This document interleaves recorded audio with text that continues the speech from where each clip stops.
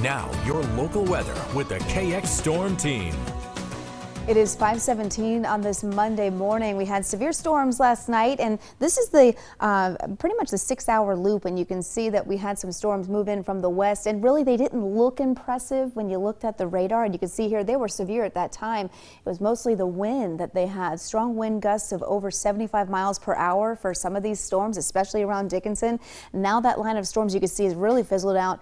Rain and storms down towards the south. I do not expect this to become severe, and actually it's starting to break up as it moves to the east as well. Here's my KX cam in downtown Bismarck. A few clouds this morning, but they will decrease and we'll get some sunshine today. We're back into the 80s and mostly around 90 for folks to the south. It's going to be a hot one out there with dew points in the 60s. It's going to feel like pretty muggy and sticky as well. Temperatures are in the 60s for us right now, even some 70s there in Minot, 73, 70 in Flasher, 72 in Harvey, mid-60s in Dickinson, and mid-60s in Williston. You can see here the wind speeds are light, in some cases much lighter than what we saw this morning for most of the southern half of the state. At one point I saw Dickinson had a sustained wind speed of 43 miles per hour overnight last night. It was mostly around, I'd say, about 1 o'clock last night. So much lighter winds. These will shift and become northwesterly. Maybe feel a few wind gusts this afternoon, but it will be hot. Some of the temperatures down towards south central and into the southeast will be around 90 degrees. The rest of us will stay into the 80s. But we do have a chance for severe weather. You can see that we've got a marginal risk for the southern half of the state. This is mostly going to be into the afternoon, so that area of rain and storms just going to fizzle out down towards the south, and will decrease these clouds through the afternoon, or really through the latter part of the morning and into the early part of the afternoon. Enough instability from low pressure to the south of us will generate some showers and thunderstorms in that I-94 corridor that will have to be watched late afternoon, 4, 5, 6 o'clock, 7 o'clock. You can see here even watching a few storms as they kind of traverse through the south.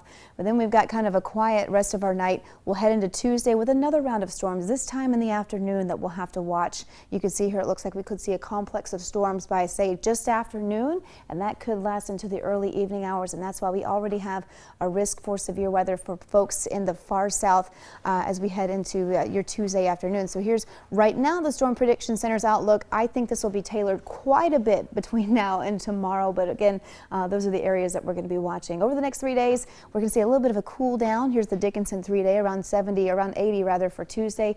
Same for Wednesday. We've also got chances for rain and storms, kind of an active forecast for Tuesday and Wednesday. Here's the Williston 3-day forecast, with some of us only staying in the 70s by Tuesday.